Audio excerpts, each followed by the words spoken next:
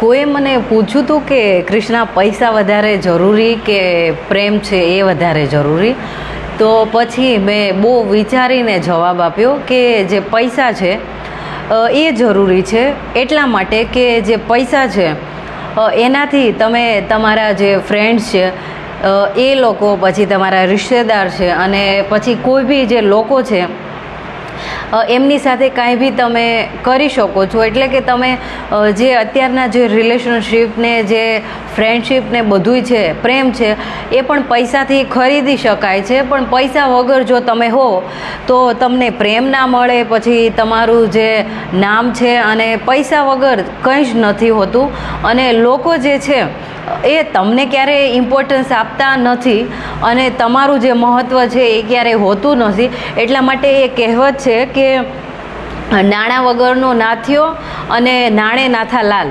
તો તમારી પાસે પૈસા હોય તો જ તો લોકો છે એ તમારી વાહવાહી કરે અને તમને ઇમ્પોર્ટન્સ આપે અને તમને મહત્ત્વ આપે. અને જો તમારી પાસે પૈસા ના હોય અને તમે કંઈક બીજું કાંઈ પણ કરતા હોય, જેમ કે સ્ટ્રગલ કરતા હોય અને તમારા સ્ટ્રગલના દિવસો ચાલતા હોય, તો તમે સાંભળ્યું છે કે એવું કે આ લોકો છે એ આવી રીતે કરશે અને આપણને હેલ્પ કરશે.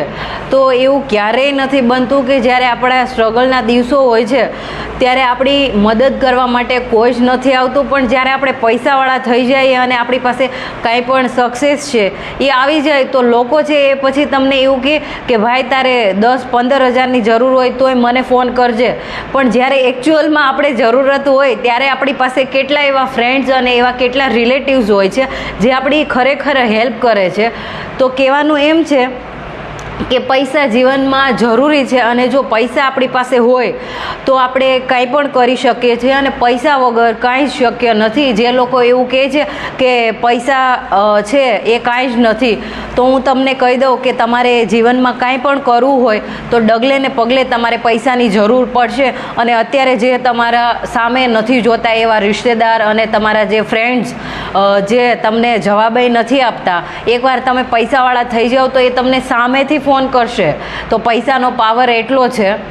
અને મને એ શીખવા મળ્યું છે કે જે પૈસા છે એના વગર તમે કાંઈ જ નથી. જો તમે પૈસાવાળા, તો લોકો છે એ તમારી ભૂલો છે એને પણ ભૂલી જશે, અને લોકો છે એ તમારી વાહવાહી કરવા લાગશે અને તમને કંઈક અલગ રીતે જ જોવા લાગશે જો તમારી પાસે પૈસા હશે તો. આ મારો ખુદનો અનુભવ છે, અને તમે આની સાથે ડિસઅગ્રી એટલે કે અસહમત પણ હોઈ શકો, એનાથી મને કંઈ વાંધો નથી. Thank you so much.